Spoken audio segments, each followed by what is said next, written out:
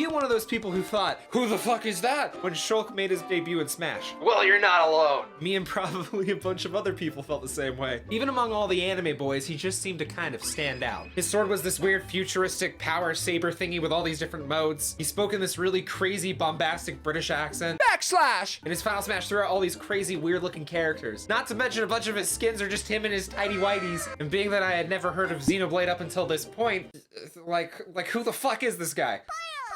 With all that said, none of this really pushed me to play Xenoblade, the game which Shulk is from. It wasn't until browsing the Switch shop that I happened across Xenoblade Definitive Edition. And I thought to myself, why the fuck not? So I bought the game, downloaded it straight to my Switch, opened it up, and played it for a whole whopping 10 minutes before I decided to put that shit down. I'm not really good at starting new games. So after a year, I finally played Xenoblade all the way through from beginning to finish. All 60 fucking hours of the game. So the short and sweet of this video is Xenoblade is really good. Go play it, you fine piece of ass. But to elaborate, Xenoblade has a pretty banger story. The whole story takes place on these two giant robots that battled for a while and then fell asleep or died, I don't know, and you just travel across their giant corpses. Now, the story is one of the most redeeming things about Xenoblade Chronicles, so do not worry. I won't be spoiling anything for you, you precious little sunflower. But experiencing the story of Xenoblade Chronicles is like when you watch a magician pull out handkerchiefs out of his sleeve and it just keeps coming and he keeps pulling them out. And you're like, where the are these gonna end anytime soon? And he's like, nah, bitch, here comes some more. Only Xenoblade does that with plot twists. Through the 60 to 70 hours it takes to beat this game, your heart and brain are lassoed around like a whip. The story is lathered in this thick sauce of plot twists and character developments that allow you to care about what's going on. The story is complex enough where it's not just another story about you saving a princess from a castle because some lizard is enamored with her. But it's not so complex that you don't feel like you're playing Kingdom Hearts. It's a good game, but somebody failed to proofread that story. That's all I'm saying. Kyrie's inside me? Does this story have romance? Fuck yeah, it has romance. Does it have cool fight scenes? Fuck yeah, give us some cool fight scenes. Does it have boobs? Fuck yeah, it's got boobs! Unless you don't appreciate the over-sexualization of women in modern media. In which case, you probably shouldn't be playing a JRPG to begin with. The gameplay is also pretty new and exciting. You know how in games like Final Fantasy Online and World of Warcraft, when you engage in combat, you have a plethora of all these different moves down on the bottom that you just press a bunch of keys and people get these crazy weird mouse keypads to press all these buttons, but in between all those abilities, you do a little auto attack. So that's basically battling in Xenoblade. To add to this, there are position bonuses for where you place yourself around an enemy, whether it's from behind or the side. Much like the same way in Final Fantasy Online, when you're playing Samurai, you do all these moon crazy dances to slap the shit out of the enemy, and you get bonus damage or bleed, or you do flips and nunchucks and shit like that if you attack from the right position of an enemy. Even though you can play as your party characters, which by the way, this game lets you play like 7 different characters at any point in the game for most of the game, which is pretty crazy. I play mostly as our boy Shulk. I'm really feeling it! Yes, you are, Shulk.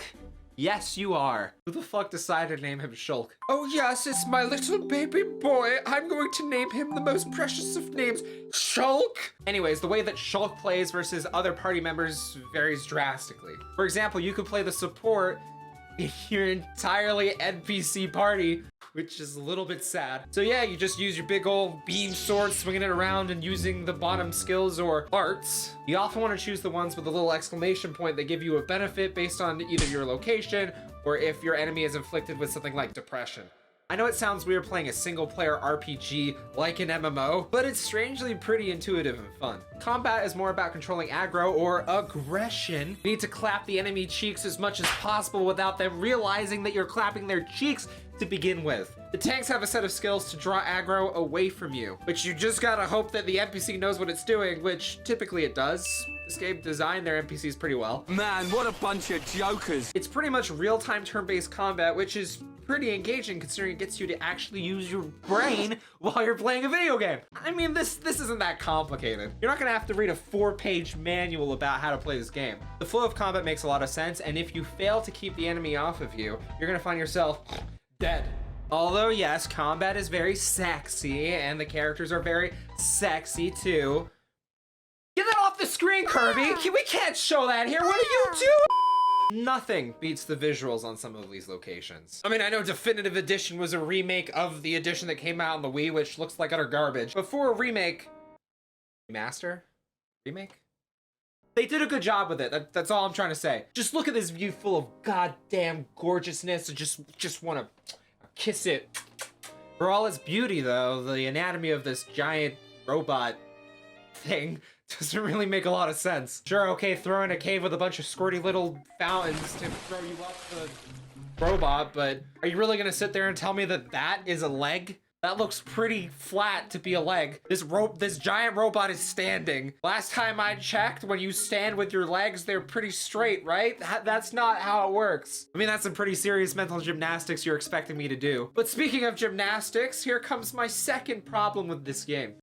The traveling. Now, don't get me wrong, I enjoy my brisk horse rides through Hyrule with the little morning music going something like,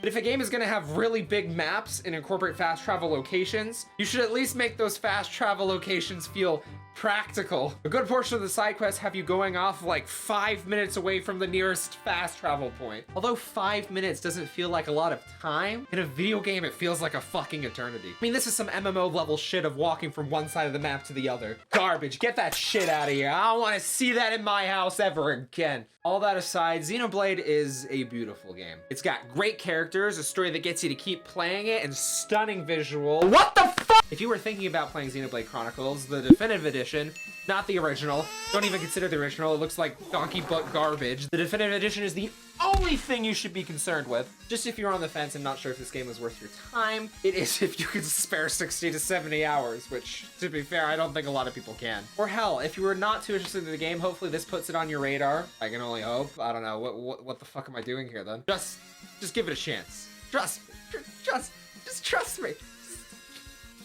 Just trust me. Trust me, guy. Guys, thank you for watching all the way through the video. I wanted to quickly thank all my Patreon supporters for helping support the channel and keep supporting what I do. This video took a little bit longer to do, and I've been pretty busy the last month. This is the kind of style I want to kind of stick with from now on. Let me know if you like the change in the comments below, or if you're willing to give Xenoblade a try, or if you've already played Xenoblade. You know, just do whatever. I will see you all in the next video, which will probably be some point next month. But until then, see you later. Take care of yourself. Love you. Here's a kiss. Mwah.